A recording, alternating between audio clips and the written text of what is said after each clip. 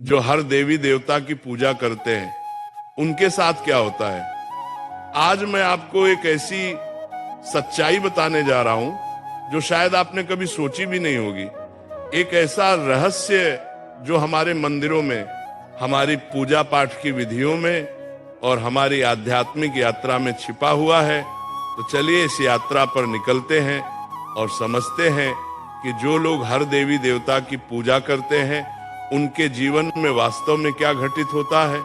कल्पना कीजिए एक व्यक्ति की जो सुबह उठकर सूर्य देव को नमन करता है, फिर गणेश जी की आरती करता है, फिर शिव जी का ध्यान करता है, दोपहर में लक्ष्मी माता की पूजा करता है, शाम को हनुमान जी के मंदिर जाता है और रात को दुर्गा माता का पाठ करता है।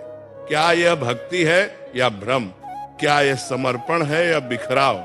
जब हम हर देवी देवता की पूजा करते हैं तो हम दरअसल एक बहुत बड़ी सच्चाई को नहीं समझ पाते कि सभी देवी देवता एक ही परम सत्य की अलग अलग अभिव्यक्तियां हैं। जब एक साधक अलग अलग देवताओं की पूजा करता है तो उसका मन विभिन्न दिशाओं में भटकने लगता है। ये ऐसा है जैसे एक व्यक्ति एक साथ कई नावों पर सवार होने की कोशिश करे, अंततः वह किसी भी नाव से अपने गंतव्य तक नहीं पहुंच पाता। लेकिन इसका मतलब ये बिल्कुल नहीं है कि विभिन्न देवताओं का सम्मान नहीं करना चाहिए। हमें यह समझना होगा कि सभी देवी देवता एक ही परमात्मा के विभिन्न रूप है और हमें अपनी साधना में एक केंद्र बिंदु चुनना होगा।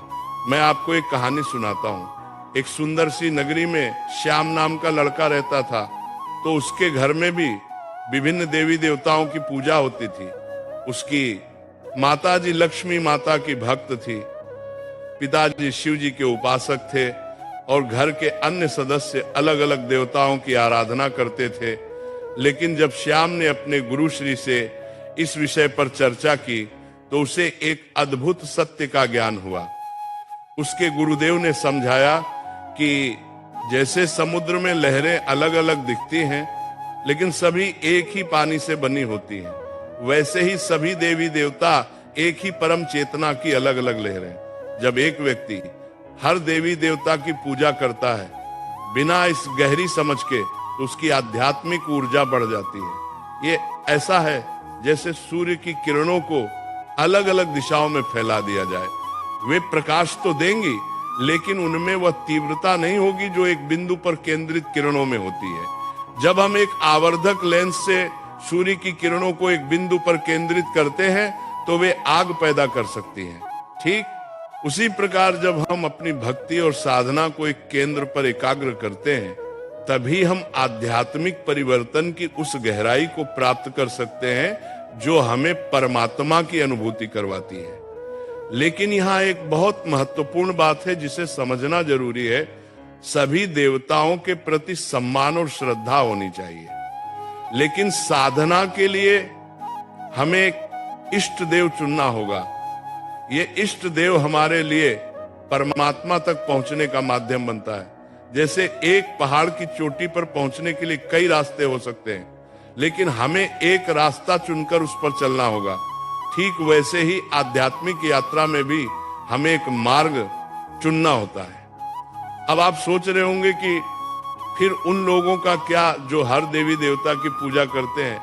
ऐसे लोगों के साथ कई चीजें होती हैं। पहली बात, उनका मन हमेशा चंचल रहता है, वे एक जगह स्थिर नहीं हो पाते। आज वे गणेश जी की भक्ति में लीन होते हैं, कल हनुमान जी की आराधना में, परसों दुर्गा माता के मंत्रों में। इस निरंतर बदलाव से उनकी आध्यात्मिक ऊर्जा कभी एक बिंदु पर केंद्रित नहीं हो पाती। यह ऐसा है जैसे एक किसान हर दिन एक नया बीज बोए, लेकिन किसी एक पौधे को बढ़ने का समय ना दे, अंततः उसे कोई फसल नहीं मिलती। दूसरी बात जो है भक्ति की गुणवत्ता। जब हम अपनी भक्ति को कई दिशाओं में बांटते हैं तो हर दिशा में हमारी भक्ति की गहराई कम हो जाती है। मान लीजिए आपके पास प्रेम का एक निश्चित परिमाण है, अगर आप उसे 10 लोगों में बांटते हैं तो हर किसी को केवल दवा हिस्सा मिलता है। लेकिन अगर आप उसी प्रेम को एक व्यक्ति को देते हैं तो उसकी तीव्रता 10 गुना हो जाती है। आध्यात्मिकता में भी यही सिद्धांत लागू होता है। जब हम अपनी संपूर्ण भक्ति